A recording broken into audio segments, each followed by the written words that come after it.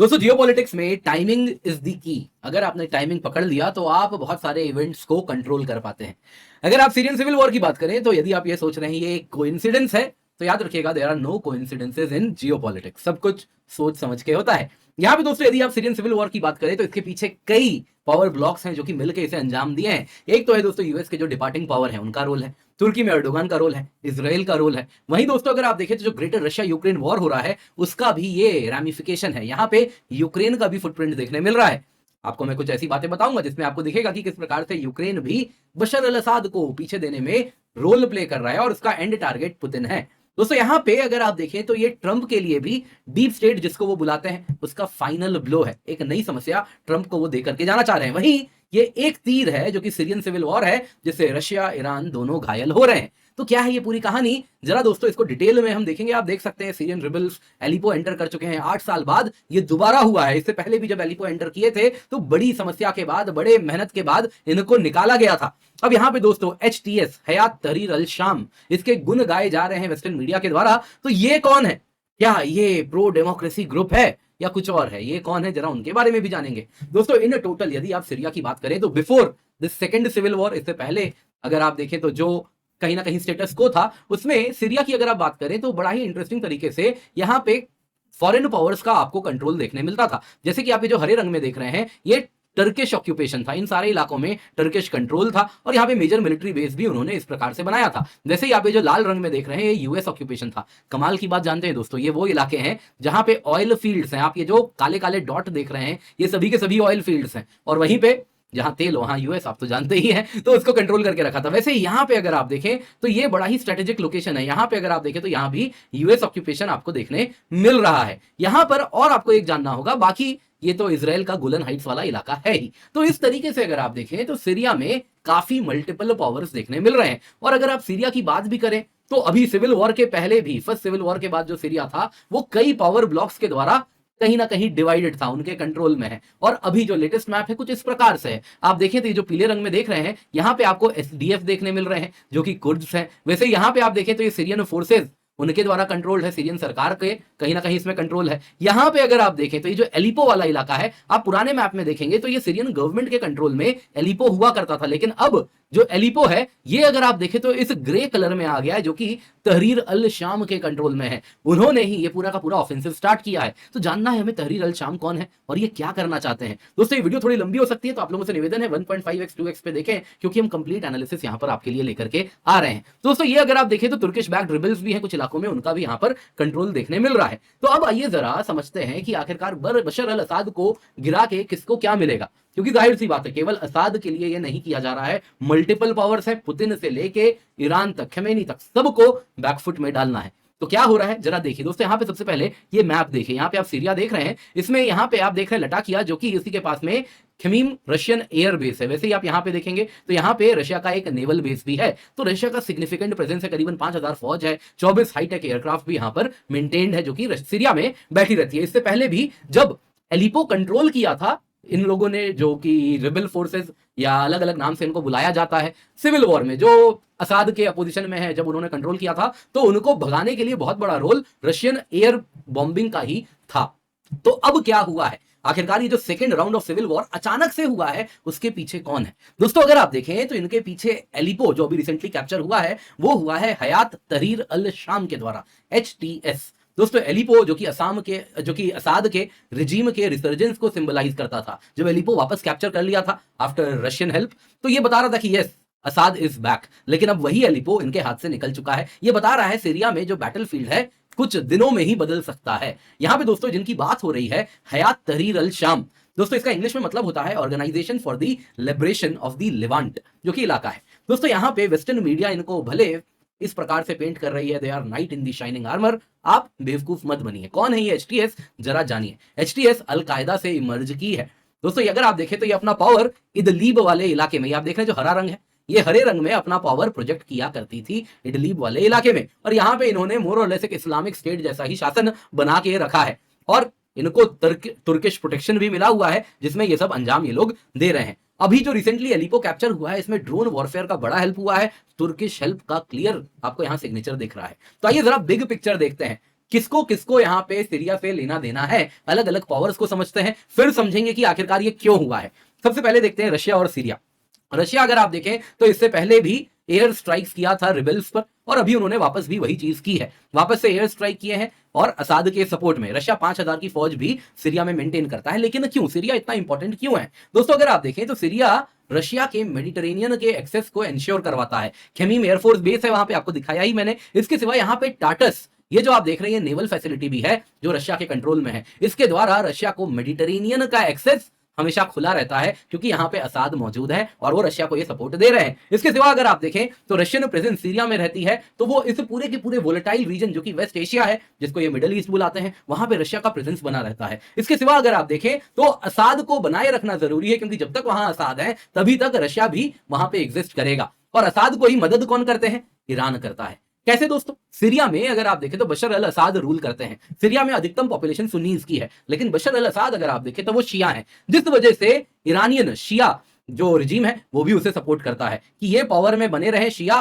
कहीं ना कहीं प्रॉक्सी की तरह वो काम करते हैं, इसी वजह से ईरान के साथ इनका बड़ा क्लोज एफिलिएशन है। तो सीरिया में असाद के होने की वजह से रशिया, सीरिया, ईरान, ये एक एक्सिस बना हुआ है। अब यहां पे अगर आप देखें तो सीरिया में इसराइल का भी बड़ा मेजर रोल है। एक तो क्या है, उनका डायरेक्ट बॉर्डर शेयर होता है। इसके सिवा इसराइल ने क्या किया है, गोलन हाइट्स सीरिया से ही ऑक्यूपाई किया है। अगर आप देखें तो ये जो इलाका है जिसको गोलन हाइट्स बोलते हैं, तो ये कभी सीरिया की ही टेरिटरी थी, जहां पे इसराइल ने इसे ऑक्यूपाई करके रखा है। कारण है यहाँ पे सी ऑफ गलील है, जिसको वो प्रोटेक्ट करके रखना चाहता है। एक टाइम में बहुत इंपॉर्टेंट रोल था एज अ वाटर सोर्स में और एग्रीकल्चर में। दोस्तों यहाँ पे अगर आप देखें तो ईरानियन प्रेजेंस भी सीरिया में है। इसी वजह से हिजबुल्लाह को भी कंटिन्यूअसली वेपन्स वगैरह सप्लाई होता है। जो वेपन सप्लाई होता है हिजबुल्लाह को, वो ईरान से इराक, जो कि अगेन शिया प्रॉक्सी है ईरान का, वहां से इराक होते हुए, सीरिया होते हुए लेबनान एंटर करता है और वहां से हिजबुल्लाह तक पहुंचता है। इसके सिवा अगर आप देखें तो पोर्ट ऑफ बेरूत है लेबनान का, वहां से भी एक्सेस होता है। लेकिन ये जो कंटिन्यूअम है ईरान, इराक, सीरिया, सीरिया क्योंकि वहां पे असाद है, इसलिए इसराइल को जो घेरने का काम है ईरान कर रहा है वो हो पा रहा है। तो आपको समझ आ रहा होगा, अगर असाद कमजोर होंगे तो इसराइल भी कमजोर होंगे, जो तो ईरान भी कमजोर होगा और इसराइल मजबूत होगा। अब दोस्तों यहां पे आप जरा ये देखिए तुर्की का क्या रोल है सीरिया में। दोस्तों यहां पे हुआ यूं है कि ये जो इलाका आप देख रहे हैं, थोड़ा ईरान में, थोड़ा इराक में, थोड़ा सीरिया में, थोड़ा तुर्की में, ये कुर्द्स हैं, कुर्दिश पॉपुलेशन है जो कि इन इलाकों में रहती है। अब तुर्की में कुर्दिश लोगों का बड़ा इलाका है जहां पे ये मेजॉरिटी में रहते हैं। नतीजन क्या हुआ है, कुर्दिस्तान वर्कर्स पार्टी है तुर्की में, वो एंटी इंसर्जेंसी कैंपेन तुर्की की सरकार के खिलाफ चलाते रहते हैं। कुर्दिश वर्कर्स पार्टी लेकिन तुर्किश सॉइल में ही ऑपरेट कर रहे हैं, और उनको तो कहीं ना कहीं आप देखें तो अर्डोगान ने या उनसे पहले भी जो सरकार रही है, इनको बड़े ही आप अगर देखें तो मजबूत तरीके से पकड़ के रखा है। इनको खास कहीं ना कहीं जो ओपन फ्रीडम है, जो फ्रीडम ऑफ स्पीच है, वो सब इनके पास नहीं है। इन पर तो कंट्रोल है, लेकिन अर्डोगान हो गया या कोई भी सरकार तुर्की में रहती है तो ये डर रहता है कि कुर्दिश इंडिपेंडेंस की डिमांड कहीं तुर्की में ना उभर जाए। अब दोस्तों यहां पे अगर आप देखें तो काफी कुर्द्स ऐसे हैं जो कि नेबरिंग सीरिया में भी रहते हैं। नतीजन क्या होता है दोस्तों, अगर आप देखें तो सीरिया में तो कुर्द्स क्या कर रहे हैं, जैसा मैंने आपको दिखाया था, कई इलाके ऐसे हैं सीरिया में जहां पे कुर्द्स पॉपुलेशन काफी इंपॉर्टेंट टेरिटरी होल्ड करती है। नतीजन ये होता है कि ये बॉर्डर पार करके जो तुर्की में भी कुर्द्स हैं, उनको भी प्रोत्साहित करते हैं कि आप भी इसी प्रकार से अपनी ऑटोनॉमी तुर्की के अंदर ले लो, हो सके तो अपना देश बना लो, नहीं बनता है तो इस प्रकार से ऑटोनॉमी ले लो। तो इस वजह से तुर्की डरा हुआ रहता है। तो यहां पे वो असाद को हटा के, यहां से अगर आप देखें तो तुर्किश जो फोर्सेस हैं उनको भी हटाना चाहेगा, और ये सब करने में एचटीएस का बड़ा रोल होने वाला है, हयात तहरीर अल शाम, जो कि क्या अगर आप देखें तो तुर्की का ही प्रॉक्सी है। तो इस प्रकार से आप अगर देखें तो एंड गोल यहां पे तुर्की चाहता यह है कि ये जो इलाके से यहां से एचटीएस फैलना तो शुरू कर रहा है, धीरे धीरे इन इलाकों से पूरा का पूरा जहां भी कुर्दिश है उनका कंट्रोल हटा दिया जाए, और उन इलाकों में आप अगर देखें तो एचटीएस कंट्रोल करना शुरू कर दे, यहां से लेकर यहां तक। एक बार एचटीएस कंट्रोल करना शुरू कर देगा तो वो तुर्किश प्रॉक्सी का काम करेगा, और ये जो सेपरेट इंडिपेंडेंस की बात है कुर्दिश की, वो भी खत्म हो जाएगी। इतना ही नहीं, तुर्की के लिए यदि एचटीएस दूर दूर तक मौजूद हो गए तो वो तुर्की का जो स्फीयर ऑफ इन्फ्लुएंस है वो पूरे के पूरे वेस्ट एशिया में फैला देंगे। तो इससे बिना डायरेक्टली कंट्रोल किए लैंड को तुर्की अपना जो इन्फ्लुएंस है वो दूर तक फैला पाएगा, without directly administering the territory. यही वो चाहता है। तो अब जरा समझते हैं कौन ये कर रहा है, अंजाम कौन दे रहा है आखिरकार। अचानक से क्या हो गया, वो सिविल वॉर जो कि शांत पड़ा था, अचानक से आग कैसे लग गई बिना किसी कारण के? कुछ तो कारण होगा दोस्तों। कारण है कारण यह है रशिया यूक्रेन वॉर में रशिया काफी आगे बढ़ रहा है और तुर्की भी सही मौके के तलाश में है। अगर आप देखें तो इसमें कई प्लेयर्स हैं जो कि डायरेक्टली इन्वॉल्व हैं। जैसे तुर्की की बात करें तो एचटीएस यानी हयात तहरीर अल शाम जो कि एग्रेसिव में आगे बढ़ रहा है, उनके जो फोर्सेस हैं वो तुर्किश बैक्ड सुन्नी मिलिशियाज के साथ मिलके कंधे से कंधा मिला के लड़े हैं। वैसे ही ड्रोन वॉरफेयर का इस्तेमाल हुआ है अगेन, जिसमें तुर्की का बड़ा रोल रहा है, यानी तुर्की तो डायरेक्टली इसमें इन्वॉल्व है। वैसे यूएसए की बात करें तो उनके तरफ से भी जो यूएस एयरफोर्स है उन्होंने भी कल बॉम्बिंग की है। Kurdish dominated Syrian democratic forces भी जब अपने इलाके में एग्रेसिवली आगे बढ़े तो यूएस ने भी कोऑर्डिनेटेड तरीके से वहां पे बॉम्बिंग करी है। याद रखिएगा यूएस भी चाहते हैं असाद जाए, तो एक तरीके से तुर्की और यूएस का तो यहां पे क्लियर रोल दिख रहा है। वैसे ही अगर आप इजराइल की बात करें तो अर्डोगान हालांकि ऐसे प्रोजेक्ट करते हैं कि मैं इजराइल से सारे संबंध तोड़ रहा हूं, रिश्ते खराब हैं, लेकिन बैक चैनल में सीरियस इंटेलिजेंस कोऑपरेशन तुर्की और इजराइल में होता है। कारण क्या है? कॉमन एनिमी, दोनों का कॉमन दुश्मन असाद है। इजराइल को काफी कुछ गेन हो रहा है, जैसे ही यदि सीरिया में असाद बैकफुट में जाएंगे तो ये जो असाद ईरान हेजबुल्ला एक्सेस है ये खत्म हो जाएगा। तो यहां पे ईरान को, इजराइल को भी काफी कुछ मिल रहा है। तो क्लियरली अब तुर्की और यूएस का तो हैंड इसमें दिख रहा है। इजराइल का शायद फ्रंट फुट में नहीं है, लेकिन उसके एंड ऑफ द डे उसको बेनिफिट तो मिल रहा है, तो वो भी कहीं ना कहीं नॉट ओवर्टली कोवर्टली तो फैसिलिटेटर हो सकता है। अच्छा, जेलेंस्की का क्या रोल है? देखिए दोस्तों, जेलेंस्की के लिए बहुत बड़ा फेवर है। मॉस्को का फोकस सीरिया के से हट चुका था। वो पूर्ण रूप से जब से यूक्रेन इन्वेजन स्टार्ट हुआ या स्पेशल ऑप्स कह लीजिए, जब से स्टार्ट हुआ, रशियन मिलिट्री कैपेबिलिटीज इतनी ज्यादा इन इलाकों में कमजोर हुई हैं, उनके पास सरप्लस है भी नहीं तो वो डाइवर्ट करे सीरिया के लिए वो भी नहीं है। Moscow same level of support असाद को नहीं दे पा रहे हैं। तो वो अगर आप देखें तो एक ट्राइपार्टाइट अग्रीमेंट हुआ था जिसमें जो जितने भी सिविल वॉर में अपोजिशन फैक्शन है, वैसे ही असाद के फोर्स हो गए, ईरान हो गया, रशिया हो गया, एक कहीं ना कहीं एक सीज फायर करवा के गए थे। तो अब अगर आप देखें तो मॉस्को वहां से हट चुका है, लिमिटेड फोर्सेस ऑन ग्राउंड मौजूद है। लेकिन अब जरा टाइमिंग देखिए, रशिया अब लग रहा है मानो जैसे यूक्रेन वॉर में एक विक्ट्री सेंस कर रहा है, वो तेजी से आगे बढ़ रहे हैं। उसी वक्त सीरिया में एक नया फ्रंट खुल जाता है जिसमें रशिया को भी खींचने की प्रयास हो रही है। आप यहां पे देख सकते हैं यूनाइटेड नेशंस में कल की बात है, रशिया के एनवॉय वसीली नेबेंजिया ने क्या कहा? यूक्रेन ने इस्लामिस्ट ग्रुप हयात तहरीर अल शाम एचटीएस को सपोर्ट किया है, वेपन्स दिया है, इंस्ट्रक्टर्स प्रोवाइड किए हैं।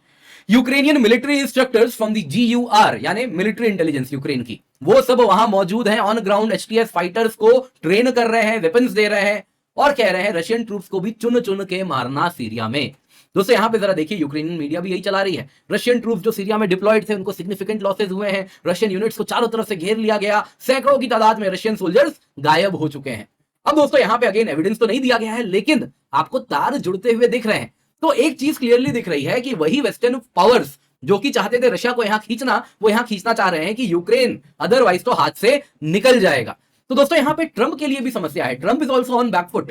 ट्रंप क्या चाहते हैं सेकंड टर्म में कि भाई ये ग्लोबल जो झमेला है मुझे इसमें नहीं जाना है, मेरे यहां खुद के देश में बहुत समस्याएं हैं, बैकफुट में अभी मुझे नहीं जाना है, मुझे डोमेस्टिक इश्यूज पर पूरा फोकस करना है, जिसको वो डीप स्टेट कहते हैं कि मुझे इसका इलाज करना है, इसके जो फंड है, इसके जो दांत है वो निकालने हैं, डिफैंग करना है।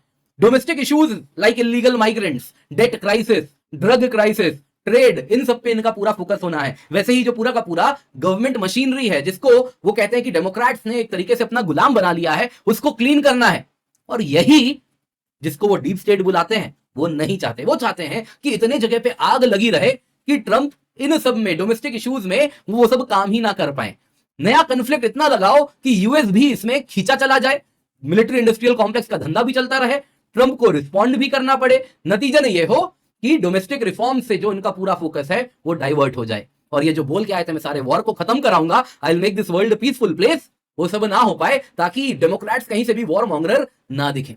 दोस्तों यहाँ पे फ्यूचर चैलेंजेस हैं, आप बिल्कुल सही देख रहे हैं, एमबीएस से लेके एमबीजेड सब परेशान है। अगर आप एचटीएस की बात करते हैं, आइए जरा चैलेंज क्या हो सकता है। हयात तहरीर अल शाम, ये इस्लामिक स्टेट जैसी संस्था, हाइपोथेटिकली मान लेते हैं असाद को गिरा दिया इन्होंने, सदर्न सीरिया भी कैप्चर कर लिया, उसके बाद तो सीरिया का बॉर्डर सीधा का सीधा किससे मिल रहा है? इजराइल से मिल रहा है। और इजराइल से एक बार मिलेगा बॉर्डर तो क्या ये यहां पे शांत से बैठेंगे? क्योंकि एंड ऑफ द डे ये तो अपने आप को इस्लामिक स्टेट के फाइटर्स बोलते हैं। तो गोल्डन रूल तो यही है, अगर आप इस्लामिक कॉज के लिए लड़ रहे हैं तो इजराइल पे तो अटैक करना पड़ेगा। तो इजराइल के लिए फ्यूचर में मेजर समस्या हो सकती है। वैसे ही जो यूएस अलाइज हैं, यूएई हो गया, सऊदी अरेबिया हो गया, जॉर्डन हो गया, ये सब भी बैकफुट में है, ये पूर्ण रूप से परेशान है। तुर्की का क्लोज एफिलिएशन है मुस्लिम ब्रदरहुड से, मुस्लिम ब्रदरहुड चाहता है कि इस पूरे के पूरे वेस्ट एशिया में जितनी भी मोनार्कीज हैं ये सब की सब खत्म हो जाए। जो अरब स्प्रिंग हुआ था उसके पीछे भी यही कारण था कि मोनार्कीज ना रहे, उनको टॉपल किया जाए एक एक करके। हालांकि तब तो सक्सेसफुल नहीं हो पाया, लेकिन अब जब Turkish footprint due to HTS इस पूरे के पूरे रीजन में आ जाएगा, आप सोच सकते हैं फिर क्या होगा। यहां पे इस प्रकार से इतने इलाके में आप समझ लीजिए तुर्की का फुटप्रिंट बढ़ रहा है। जो मुस्लिम ब्रदरहुड है ये एक्टिवली इस पूरे इलाके को डिस्टेबलाइज करेगा और कल को सऊदी अरेबिया से लेके जॉर्डन से लेके यूएई से लेके सबके लिए समस्याएं बढ़ने वाली हैं, तो वो भी परेशान है। दोस्तों अगर आप दुनिया की बात करें तो ऑलरेडी कई जगह पे वॉर्स ऑलरेडी इस वक्त चल रहे हैं। रशिया यूक्रेन वॉर हो गया, वैसे ही अरब इजराइल वॉर चल रहा है, ईरान के साथ प्रॉब्लम्स चल रहे हैं। आप यहां पर भी देख सकते हैं अफ्रीका में भी वैसे ही सूडान में वॉर चल रहा है, यहां पे म्यांमार में चल रहा है, साउथ चाइना सी वोलेटाइल है, कोरिया वोलेटाइल है। मतलब कि दोस्तों अगर आप देखें तो दुनिया में कई जगहों पे आग लग रही है और ये बड़ी समस्या हो सकती है आने वाले दिनों के लिए। तो कई लोग कह रहे हैं कि are we in third world war, तो इस प्रकार की भी बातें अब उठने लगी हैं। लेकिन याद रखिएगा ये जो जिस प्रकार से जहां पे जो आग लगी है ये आसपास के पावर को भी सकिन कर रही है। अगर आप रशिया यूक्रेन की बात करें तो पूरा यूरोप इसमें खिंच रहा है, पूरा वेस्ट इसमें खिंच रहा है। लाइकवाइज अगर ताइवान में कोरिया में कुछ होता है तो पूरा का पूरा ईस्ट एशिया इसमें खिंचा जाएगा। वैसे ही यहां पे अगर आप देखें तो इजराइल ईरान वॉर जो है अगर वो आगे बढ़ा तो पूरा का पूरा अरब वर्ल्ड इसमें सकिन हो सकता है। तो समस्याएं बहुत हैं, बहुत जरूरी है कि यहां पे हम अपने आप को, भारत को एक सही दिशा पे चलाते रहें और इन वॉर्स में कहीं से भी सकिन ना हो। ये हमारे लिए सबसे महत्वपूर्ण होने वाला है। आज का सवाल है दोस्तों आपके लिए, अरब स्प्रिंग किस देश से शुरू हुआ था? Option A Libya, option B Tunisia, option C Egypt, option D Syria. अपना आंसर कमेंट में अवश्य बताएं। उम्मीद करता हूं दोस्तों आपको ये एनालिसिस पसंद आई होगी, क्योंकि न्यूज तो आप सब रोज सुनते हैं, मजा तो एनालिसिस में है। उम्मीद करता हूं पसंद आया हो तो लाइक जरूर कीजिएगा, शेयर करना ना भूलें। बाकी याद रखिएगा आईएएस की आपका बनने का जो सपना है 1200 रुपए प्रति माह से भी कम में पूरा हो सकता है। जी हाँ, आपके लिए प्लस मेंबरशिप है, आइकनिक मेंबरशिप है, दोनों में ही दोस्तों अगर आप देखें तो ढेर सारे फैसिलिटीज है। प्लस मेंबरशिप में आपको फुल सिलेबस कवरेज होगा, इंडिया के बेस्ट एजुकेटर्स पढ़ाएंगे, डेली एमसीक्यू आंसर राइटिंग है, रिवीजन के लिए डेडिकेटेड बैचेस हैं, अपडेटेड करंट अफेयर्स है, लाइव क्लासेस हैं। अगर क्लास छूट गया तो रिकॉर्डेड देख लीजिए। हर क्लास के बाद हैंडआउट मिलता है, सीसैट की पूरी तैयारी होती है, प्रीलिम्स टेस्ट सीरीज है, mains test series with evaluation है। इसके सिवा दोस्तों डेडिकेटेड डाउट सॉल्विंग सेशन है। अगर आप इसके ऊपर हमारे नोट्स चाहते हैं जो आपके पास आ जाएं, इसके सिवा 1-to-1 मेंटरशिप चाहते हैं तो आप आइकनिक सब्सक्रिप्शन भी ले सकते हैं। आप देख सकते हैं दोस्तों 1200 रुपए प्रति माह से भी कम में आपको हम पढ़ा रहे हैं। इस क्वालिटी का एजुकेशन, इतना कुछ, सिर्फ कोर्स नहीं टेस्ट सीरीज भी आपको और कहीं मिल ही नहीं सकता इस क्वालिटी का। निश्चिंत होकर जुड़े, यूज द कोड KC10। इसके सिवा अनअकैडमी के 9 साल पूरे हो रहे हैं, तो आपके लिए यूपीएससी अनस्टॉपेबल्स बाय अनअकैडमी पे अनअकैडमी प्रतिष्ठा हम लाइव प्रसारण करेंगे। तो आप जल्दी से जाएं, जाके चैनल पे जाएं, नोटिफाई मी बटन जरूर दबाएं और उससे भी आप अवश्य वहां पे जुड़ जाएं। Top educators, mega influencers, grand surprises, सब कुछ आपको मिलने वाला है। दोस्तों रफ्तार बैच है प्रीलिम्स 2025 के लिए 17,999 रुपए की कीमत में 6 महीने में आपका पूरा सिलेबस कवर कराएंगे, करंट अफेयर्स भी कवर कराएंगे, 29 प्रीलिम्स मॉक टेस्ट भी आपको मिलेंगे। कीमत तब है जब आप KC10 कोड का इस्तेमाल कर रहे हैं। कई सारे बैचेस हैं, आप इनका फायदा उठाएं। इसके सिवा दोस्तों ऑप्शनल बैचेस भी आपके लिए हम लाएं, आप अवश्य जुड़ सकते हैं। और दोस्तों इसको अपने हाथ से जाने ना दें, यूज द कोड KC10।